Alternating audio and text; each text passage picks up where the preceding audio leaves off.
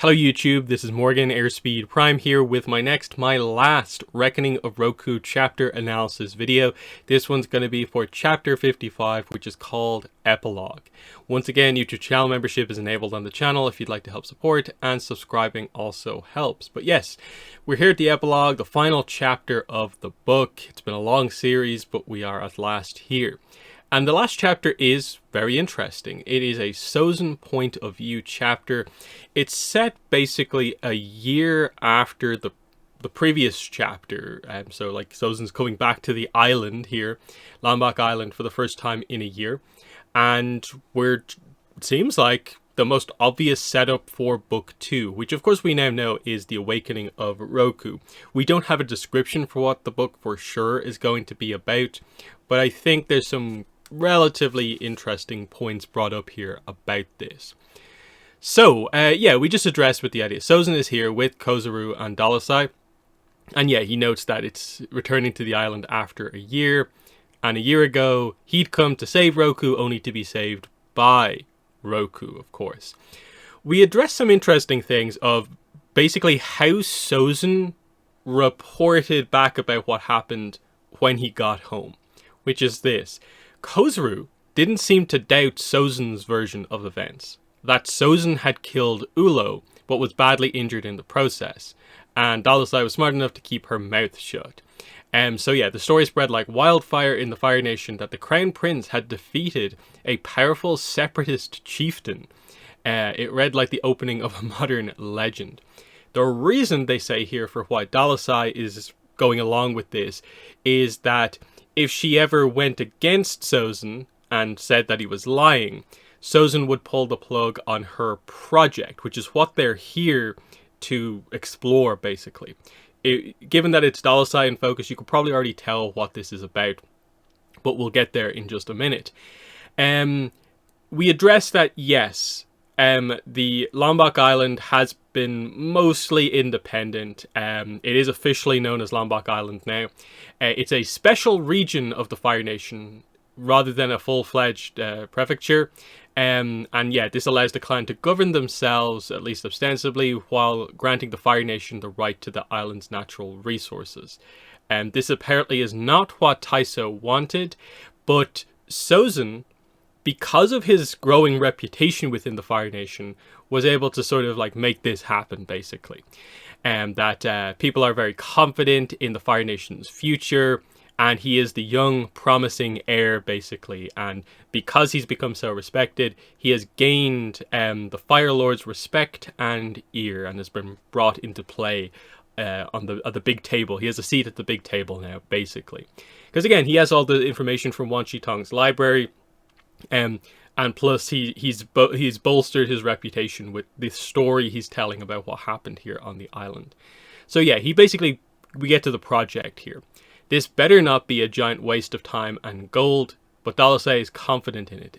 She says, the science is sound, but keep in mind science can also be slow. Kozuru doesn't understand what this is about, so they try to explain it to her. And Dalasai is like, I reverse engineered the girl's dagger. So Malaya's dagger, which she of course gave to Dalasai. Kozuru doesn't understand what reverse engineering is. Sozin is like, yeah, she melted it down and separated into its base components. And yeah, Dalasai discovered a mineral with several unique properties. One is that it can be used as a flux to produce steel several times stronger and lighter than what we can forge now, and on a massive scale at a fraction of the current cost. That mineral, however, can only be found on this island within that part of the mountain. And this is the now sacred pit. So it's not the sacred cave anymore, it's the sacred pit, because Roku blew the top off it, of course. And so yes, this is the source of most of this mineral in the ore there, with the black and red ore that they have going on. So finally, we're coming back around to this plot point. This is what the Earthbenders were effectively here for. It's not what Sozin was there for in the first place, but Dalasai has focused in on this, and now this is a big part of the plan, basically. So yeah, Sozin had not expected this, but if it worked, the implications for the future were staggering. It made him appreciate that just as he must strengthen himself in every way possible, he must also explore all avenues for strengthening the nation. And then he stresses the idea, we have to keep this a secret. Don't tell anyone. My father, as far as he's aware, thinks that we're here mining coal and iron and harvesting exotic fruits. And it's not about Sozin wanting the credit here. It's he doesn't want other nations knowing about this mineral, because what if they got their hands on it? Like, what would happen? It would draw more attention to the island than there already kind of is. There's a little detail here of like discovering what we have. Dalasai says what I have, as in it's my project. But Sozin again is like discovering what we have. What if like other people discover uses for it we don't know about yet? That imagine the Earthbenders finding out about it. They probably have an advantage when it comes to analyzing rocks and stuff like that. So given that this is formed from sort of spiritual properties from the sacred cave, they might have an advantage in that sense.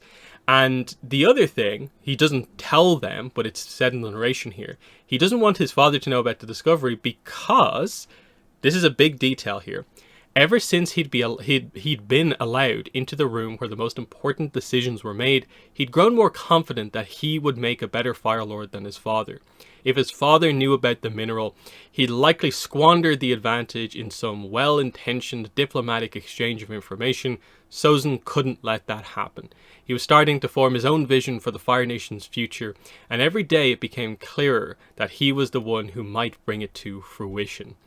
At this point, Khosrou and Dalasai look at each other like they want to say something, but they're not sure if they should kind of interrupt Sozin in full flow. But just before we get into that, just this idea of he understands the importance of this, the advantage that this mineral can give the Fire Nation going forward, just from a technological point of view, with having like cheap, high quality steel like this, just by getting this mineral from this island that the Fire Nation do have access to here. But we address the fact that other people do know about it here. Khosrou says, remember those Earthbenders from the Western Kingdom Trading Company? And now, again, I get the point that they're doing here, but I find it very confusing, and I wonder did anyone else find this confusing reading the book. I assume they mean Yu Ming and Qixia, but they once again continue to group everyone involved in that side of the story as just Earthbenders. Now, they don't say guards, and I think it makes sense that those two were kind of the leaders of all of this. It does make sense, but at this point it's just like, please just name them so it's clear. So those two, yes. My connections in the Earth Kingdom heard that they snuck some of that special rock out when the air nomads shipped them back to Omashu, and that whatever special thing they showed the Queen, it kept them out of prison. So a few things are revealed here. One is that, obviously, it was negotiated with the clan, of course, that they got to send the prisoners back to Omashu. That eventually got agreed upon, so that's good, I suppose.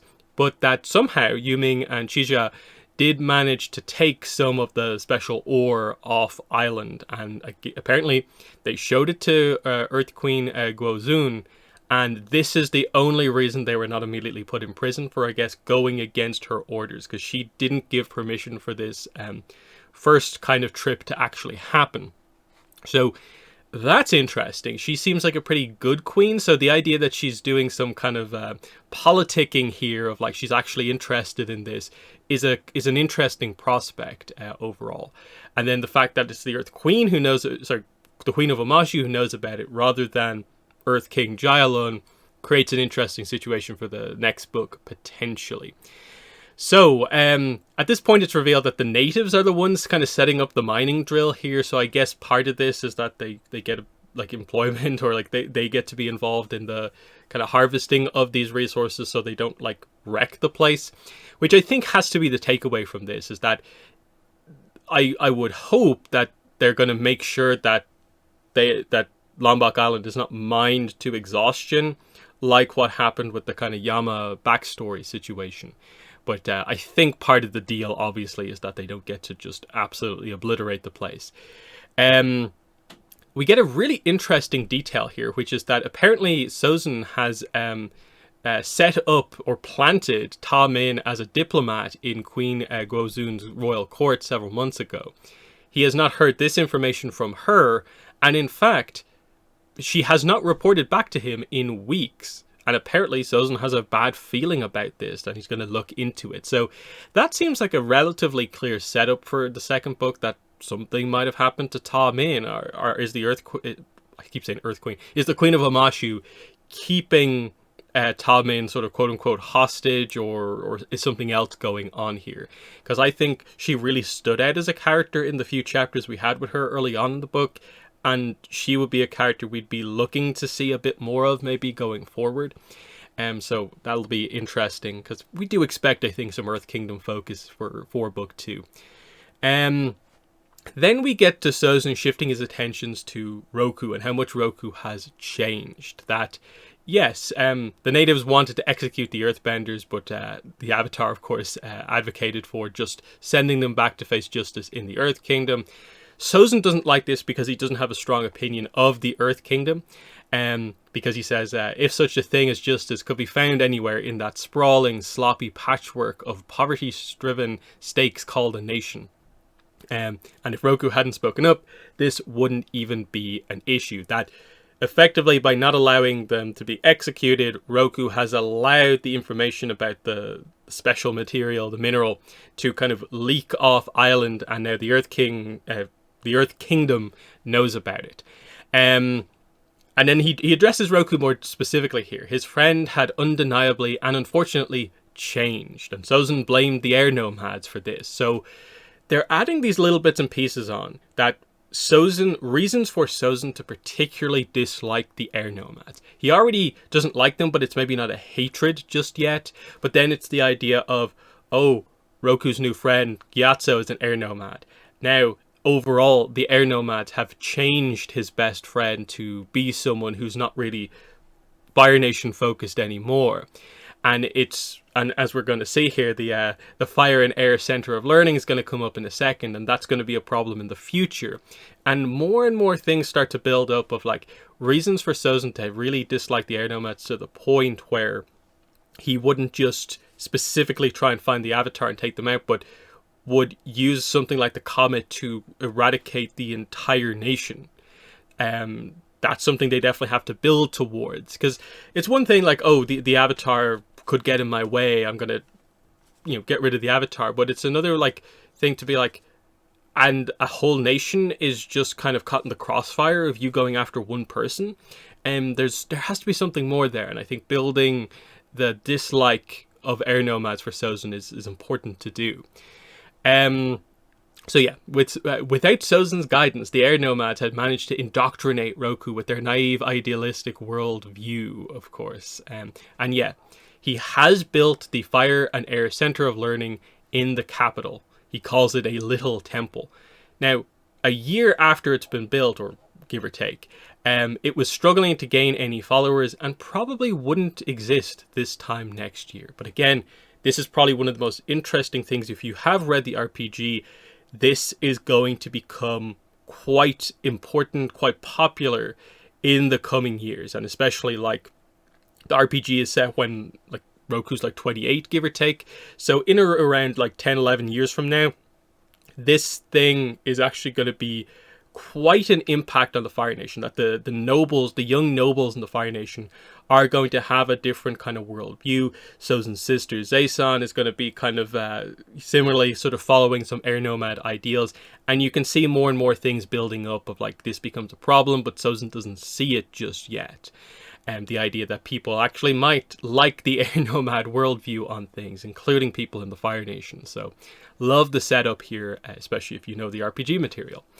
And he starts to think like, maybe my friendship with Roku has run its course. Politically, I'm always going to like maintain the friendship and make it clear that I'm close friends with the Avatar, because that's going to be useful as a world leader in the future, just to say I'm very close to the Avatar. But you know, it says here, he must never let himself forget that his former friend no longer kept the Fire Nation's interest at heart. Roku was a true Fire National no more. So if you weren't convinced of this fact from the Roku chapters and him having a more open world view, Sozin also views it that way from an outside perspective. So Dalasai asked the question, what should we do about it? As in the Earth Kingdom knowing about this, that they have at least one bit of the mineral and are probably going to come looking for it. And we get this interesting moment where he looks to the birds off in the distance, and the hunters who are tasked with, you know, hunting these birds to feed the prince. It says, find out more, Sozin said, mouth already watering in anticipation of the meal to come. So that's clearly the cliffhanger setup for the book, is he wants to find out more information about what exactly the Earth Kingdom knows about this island and what they're going to do about getting this material on their side of things. So it's a quite complicated situation that we're going into, because this seems like the very obvious setup here. The Fire Nation having access to this mineral is what is going to allow the Fire Nation to build their armada of ships, basically, going forward. That this will be the big thing where, like, they strike to start the war, but then what keeps the war going after the comet and keeps them in control and able to take over more and more is their technology, their fleet that is built, I guess, on the back of this metal, effectively. So that feels like the way it has to go, meaning the plot to a certain degree in the next book is going to have to be Sozin shutting down the Earth Kingdom's involvement in finding this themselves. And this is an important part in terms of, like, is this mineral going to be what sort of in general fuels, like, all technology in the world, like including the, like, tanks that the Earth Kingdom have, or is it a specific thing for the Fire Nation military that the Earth Kingdom will have some of it, but the Fire Nation will have most of it? It certainly creates an importance around this island going forward, that it feels like we're not just going to forget about Lombok Island, because also what happens to Lombok Island in the future? They have air nomads there, or airbenders there. So clearly this island also gets attacked to wipe out their airbenders in all of this as well going forward. Otherwise, it's an interesting one, because the setup is clearly Omashu, Queen Gozun, Ta Min as a diplomat there. What's happened to her? That, you know, there's that interesting point. As far as we're aware, Sozin and Roku aren't really going to interact, because they still have the continuity point of Sozin didn't really see Roku while he did most of his training. They've already had to slightly retcon that to have the event of this book happen, but they get away with it because it's still right at the start of the training. I'm not sure if you can overly stretch too many more interactions out of this. So are we going to have a kind of a book with the two characters kind of split up a little bit more? Of Sozin is clearly going to have a plot of his own that I'm guessing will involve Dalasai much more being involved in the plot. The air nomad stuff coming into play could bring Zaysan a little bit more into play, but it's probably too early for that because the RPG is where most of her stuff happens. So Roku, where was he going to come into play? Well, because the book wasn't actually Earth Kingdom focused, I'm guessing Roku will have to do stuff like meet the Queen, meet the Earth King, and meet up with Ta Min again. So that could be one side of things, of like Roku inadvertently ends up kind of having to maybe counter Sozin's attempts to maybe assassinate people in or around the Earth Kingdom's attempts to get more of this mineral. The big thing for me is probably like Yuming and Chija. Feels like they probably have to play some sort of a role in the book going forward, in that those two are effectively the Dalasai on the Earth Kingdom side of thing. So Sozin maybe trying to assassinate those two could be an interesting plot point, and Roku maybe with Ta Min in Omashu trying to stop that. Because I definitely think they probably would want to flesh out Gozun a little bit, tell us maybe some interesting information about the significance of the position of kind of Queen of Omashu, and how that exactly works, because that's always something that we've never really known too much about. The RPG, I think, has a little bit of info on it, but you know, it would be cool to actually explore that. Otherwise, I'm not actually sure what they're going to do, because I'm pretty convinced they're not going to jump massively ahead. I don't think we're going to cut to many, many years later and have it be much older Roku. I'd be shocked if they even went like 3 years ahead and it was the start of Roku's waterbending training. I think because of what we know about his relationship with Takukak, you'd probably have to jump a little bit further again, because Takukak doesn't train him until a little bit later on, like, and Roku lives in the water tribe for a while before that happens. I would like to get that character fleshed out a little bit more, but I'd be surprised if they lean in that direction. So it probably is more of a direct continuation once again. We've already done a bit of the time skip already, so they could just jump in here with, you know, it's like 17-year-old Roku, I guess, and have it be a pretty direct continuation of what's going on here, because that's what the very ending of the book is.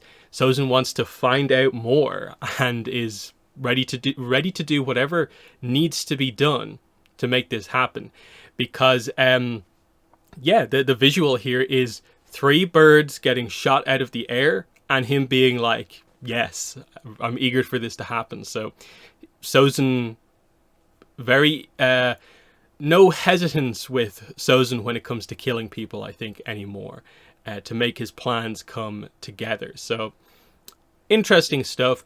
I think for full speculation on book 2, we are definitely going to have to wait until we get the description for the book, which could be around New York Comic Con time in October, but at the very least we'll have that probably by early next year. So there'll be time to speculate on Awakening of Roku, book 6. But yeah, I think that pretty much brings things to a close. I think it's an intriguing final chapter, especially if you followed the different plot lines of the book in quite a lot of detail. And I think especially if you do remember Yu Ming and Chija, and that they're kind of interesting characters, it creates a bit of an interesting dynamic for the Earth Kingdom for the next book. But yeah, that's been Reckoning of Roku, our 5th Avatar novel. It's been a fun journey. A lot more chapters this time out. It's only a little bit longer than some of the other books, but it's still enjoyable to do. I always love when these books come out, going through them with a fine-tooth comb, taking the time to really go through each chapter. Who knows, maybe going forward, maybe next year by the time we get the next book, maybe there'll be enough going on where maybe I can't really do this many videos on the new book. If I can, I will. But perhaps I might need to change the coverage to maybe, rather than being like one for every chapter, maybe group up some chapters. It depends like on how many individual chapters there are. Because this one, like, once I realized I was doing it chapter by chapter, and then once I actually did the counting, I was like, oh, there's 55 chapters. That's like a lot more than any of the other books. I was a little bit like, uh-oh, what have I gotten myself into? So maybe the chapter count will tell us what way I'm going to do coverage for the next one. Might do it where maybe it's like 2 chapters per video, where that way, like, even if it is like 60 chapters, maybe it's slightly longer, it's 30 videos instead of like 60, you know, that sort of thing. We'll see how it goes, because obviously we're getting into the situation where next year we probably will know a lot more about Avatar Studios and all this other stuff, and maybe there won't be as much time to do coverage. But for now, we did the long coverage on the Reckoning of Roku. Obviously, I'm not sure when I'm going to be releasing this video necessarily, but other coverage that is planned is like do a live stream spoiler discussion, so we can all have a proper discussion as maybe like the final piece of coverage on this book. We will do podcast discussions on this as well, going through it.